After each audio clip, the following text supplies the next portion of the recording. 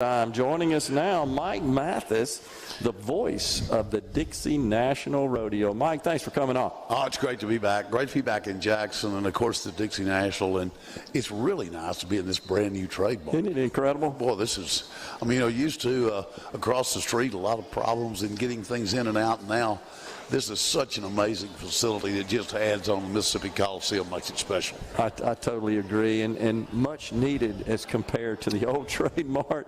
Truly was. We were desperately in need of something. All right, so big event for you kicking off tomorrow, right? Yes, sir. Yes, sir. Some kind of new dates, making it, I think, it's going to make it much more user-friendly to the public, the folks to be here to see the rodeo. We'll start tomorrow night at 7:30. Great rodeo, each and every performance, 9 of them. We'll come back on Saturday with 2 great performances, a matinee as well as evening. Yeah. And then on Sunday as well, we'll take Monday and Tuesday as a regroup. We'll fire back Wednesday, Thursday, Friday, and 2 on Saturday. Mike, how long you been the voice? Oh, I think we've been coming here 27 years, I think, something like that. It's been a while. Yeah, you do a great job. You enjoy it. Oh, thank you. Oh, you know, I love what I do. I'm exceptionally lucky to. People talk about, you know, you should, if you do what you love, you don't really have a job. Sure. Well, I've been that way a long time. Sure, that is awesome. I'm sure, Mike, through the years you've had the opportunity to meet so many people from outside the state of Mississippi that come in here for this event. Oh, indeed. You know, this event attracts folks from all over. Literally, you can almost say the world. This has been an opportunity to meet some very special people, to be involved with some, as well as rodeoing across the country and around the world almost. But this one has had, you know, here, got to sit and visit with Jerry Clower one time. So, you know, some amazing things and people that have made their way here. Of course, so many great folks that are a part of Mississippi. Cindy Hyde-Smith, sure. Lester Spell. Yep. You know, the list goes on of the amazing people that have been a part of this great rodeo. Andy Gibson today, who worked so hard to make all this happen.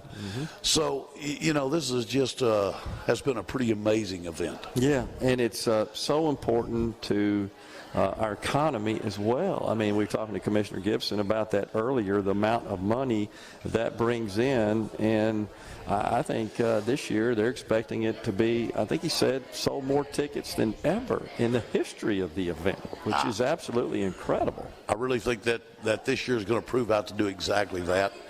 And, you know, this thing attracts, and there'll be more than 1,100 cowboys here, and ladies, and cowgirls. Absolutely. That will be here over the course of those 9 performances. And you stop and think what people don't realize is that the rough stock guys, the bull riders, the bareback riders, the bronc riders, they're here. They're maybe traveling 2, 3, or 4. They're coming in one vehicle. But, you know, they're still they're spending buying fuel, buying food, doing those things. Yep. The timed event guys, that's the ones that spend some real cash. They're pulling a trailer, got horses. You know, they're staying. They're doing some things. They have 2 head here. So they're in, they're out, they're back. I mean, there's a lot of money that turns over from the Cowboys side. And in turn, it just kind of magnifies, you know. They say those dollars turn over 7 to 8 times. And it does. It's a big impact to this economy. Yeah. Is there an event that's your favorite, Mike? Oh, I tell you what, I guess, you know, I've been lucky enough to see some amazing things in the arena, but I'm a true advocate of the saddle bronc riding. It takes a great deal of ability. It takes a great horse, a great cowboy. You match them up. And, you know, here you're going to be lucky enough to see some of the best in the world. Yeah. You're going to see the Wright boys filter through here. You know, I just was looking opening night, Kobe Wanchek, a great Canadian cowboy, a host of others, Sage Newman, Wrangler National finalist.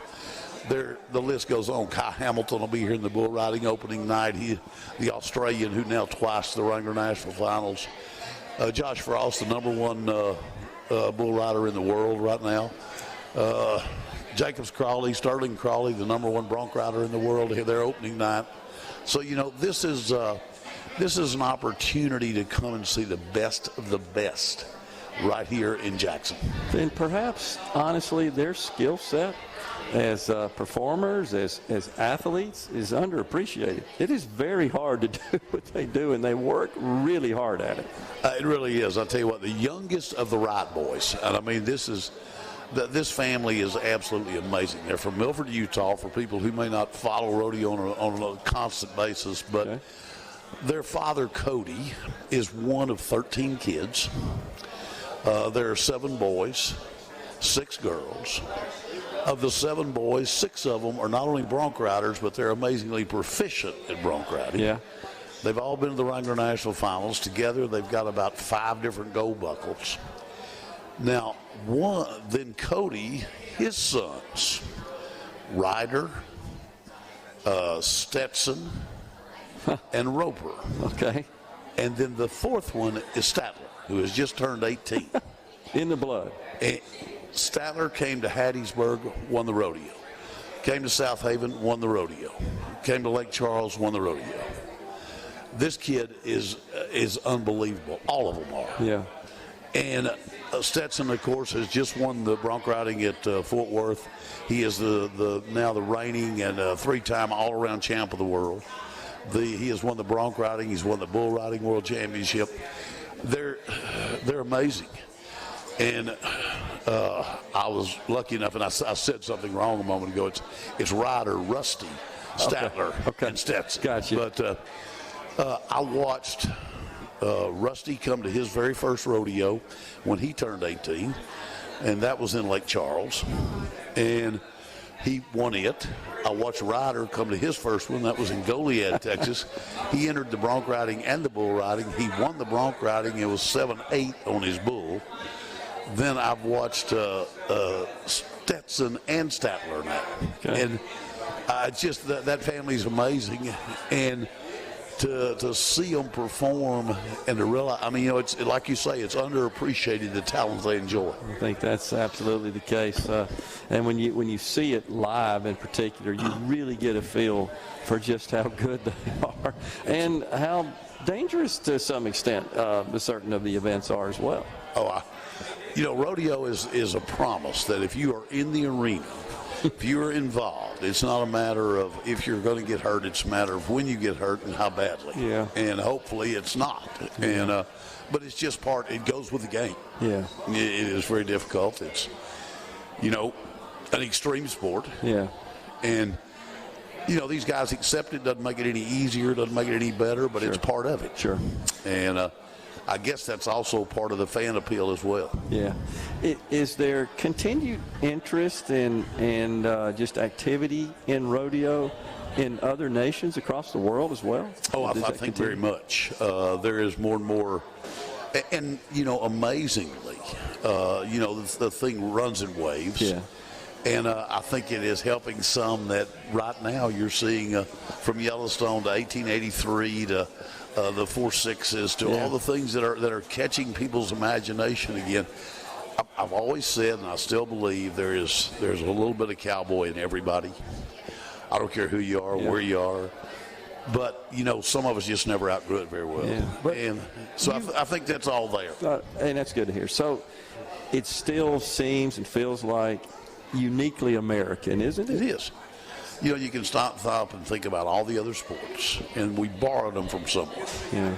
We didn't invent any sport except rodeo. Yeah. And it's a cowboy is 100% red, white, and blue. That's awesome. And so the guy that you see or meet in Japan or anywhere else that's wearing a cowboy hat, it came from here. We didn't borrow it from them. And still going strong, which is what's so cool about it. And it's so gratifying to hear that we've got record sales here coming into the Dixie National. And what about this Sale of Champions? What a great event that is. What an amazing deal. So many of the people that are a part of the Dixie National that over the years, from the Havertz and Havard Pest Control and John Deere and all of these great folks, they also step right in here. And they put their hand in the air. They support these youngsters. The sale, just like the other parts of the Dixie National, each year continues to do this. Sure. That graph runs upwards. Yeah. And you think, well, where does it stop? Well, it doesn't, because the kids work hard enough to deserve, and the people are willing to step up and reward them.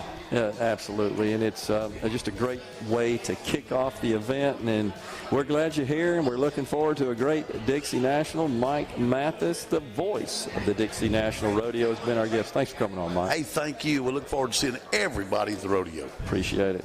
We'll